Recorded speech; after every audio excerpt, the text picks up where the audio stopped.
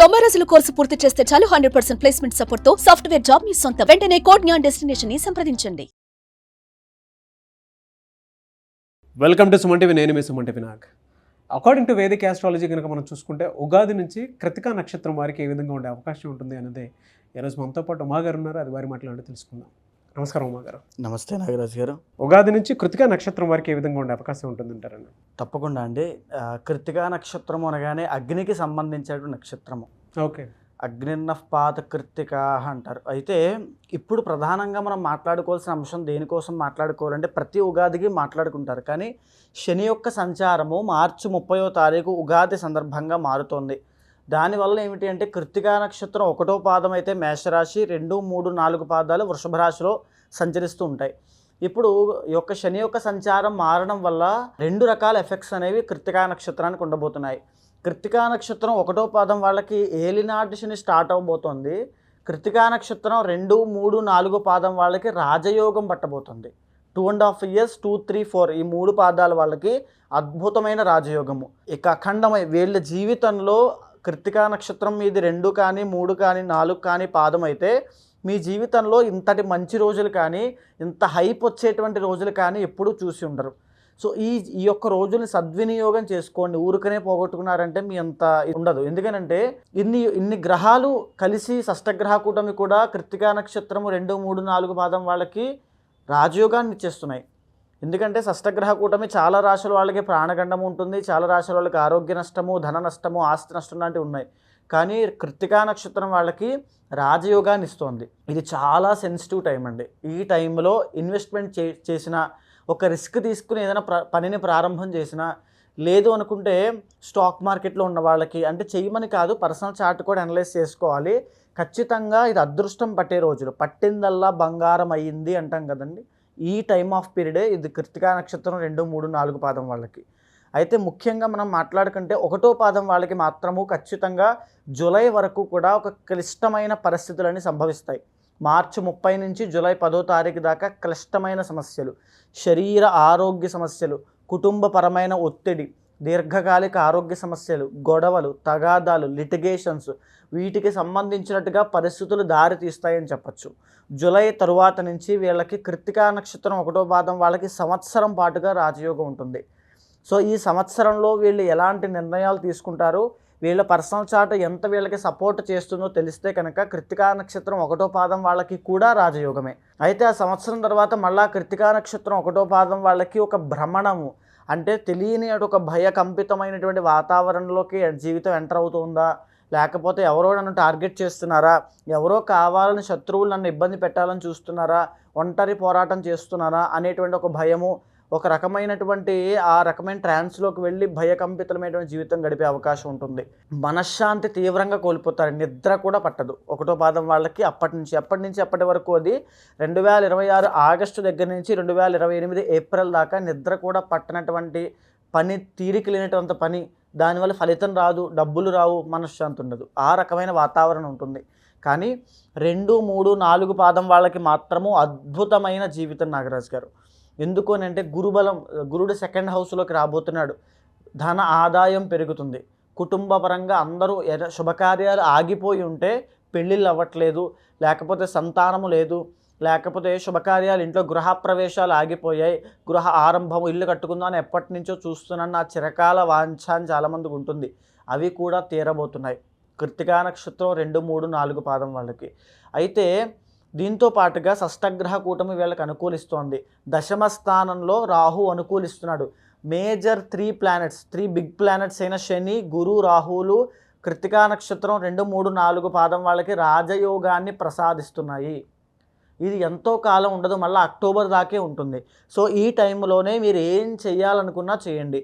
ఈ టైంలో personal chart ఖచ్చితంగా చెక్ చేసుకోండి. బాగుంది అంటే వెనక్కి తిరిగి చూడక్కర్లేదు, వెళ్ళిపోండి కళ్ళు మూసుకుని. తరువాత ఏంటంటే కృత్తికా నక్షత్రం వాళ్ళు ఖచ్చితంగా మేడి చెట్టు అంటారు, విన్నారండి? మేడి చెట్టుని ఖచ్చితంగా పెంచాలి. మేడి చెట్టు పరిసర ప్రాంతాల్లోకి వెళ్ళి అక్కడ మేడి చెట్టుకి నమస్కారం చేసుకున్నా వీళ్ళకి చాలా మంచి జరుగుతుంది.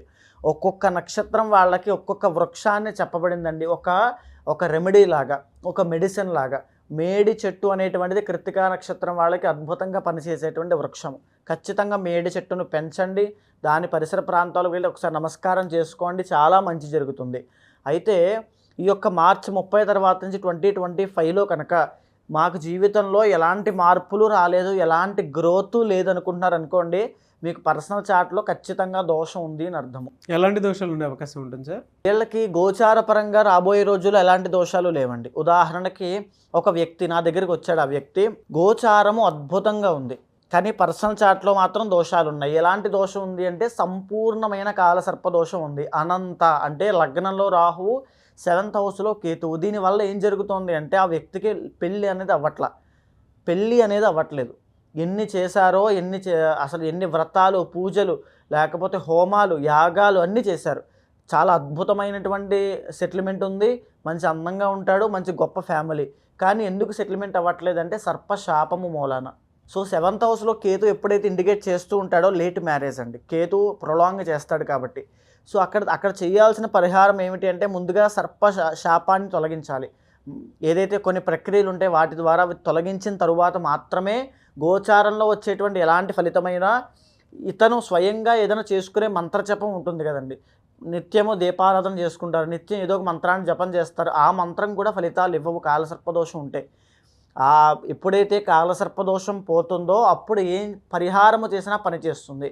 సో అలాంటి దోషాలు ఖచ్చితంగా పర్సనల్ చార్ట్లో ఉంటే కనుక దాన్ని అనలైజ్ చేసి ఎంత మేరకు దాన్ని తొలగించాలి, ఏ పరిహారం చేయాలి, సుబ్రహ్మణ్య యాగమా, సుదర్శన యాగమా, సర్పయాగమా, లేకపోతే ఏం చేస్తే అది పోతుందో చేసి ఆ తరువాత గోచారంలో వచ్చేటువంటి ఫలితాల ఆధారంగా ఆ వ్యక్తికి ప్రాపర్ గైడెన్స్ ఇవ్వాలి. ఉదాహరణకి కృత్తికా నక్షత్రము దేవతా నక్షత్రం అండి, అగ్ని నక్షత్రం కాబట్టి కృత్తికా నక్షత్రంలోనే ఏ హోమము చేసినా ఏ పరిహారము చేసినా చాలా తొందరగా సిద్ధిస్తాయి.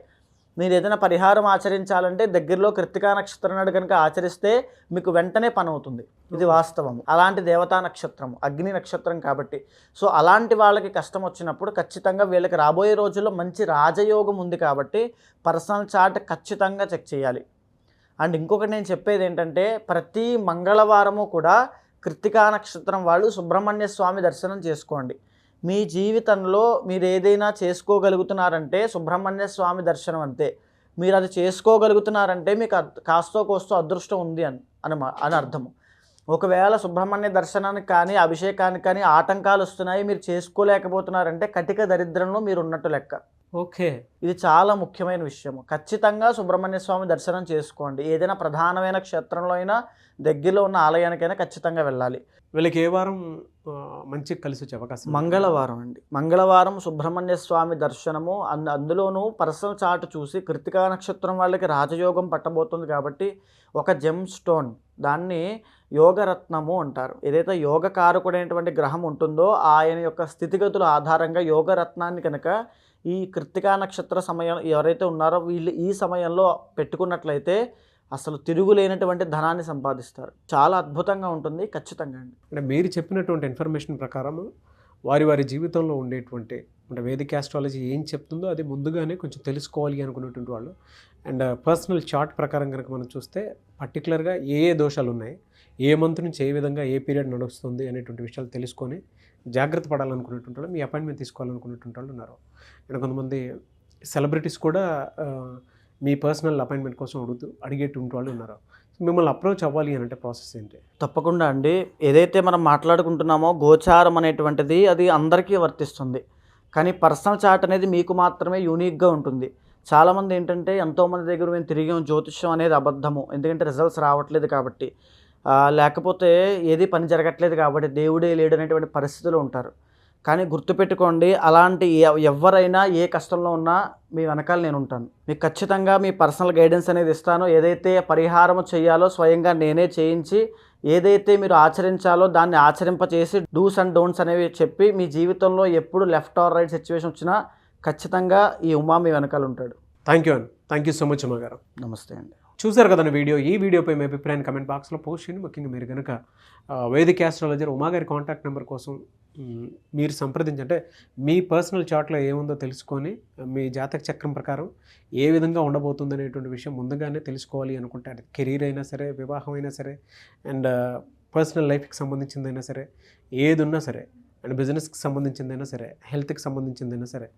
సో స్క్రీన్ మీద మీకు ఉమా గారి కాంటాక్ట్ నెంబర్ కనిపిస్తుంది. దాన్ని మీరు కాల్ ఆర్ మెసేజ్ వాట్సాప్ చేసి వెంటనే అపాయింట్మెంట్ బుక్ చేసుకోండి. ఈ వీడియో లైక్ చేయండి, షేర్ మాత్రం తప్పకుండా చేయండి. ఇలాంటి మరిన్ని వీడియోస్ కోసం మా ఛానల్ ఫాలో అవ్వండి. Thank you.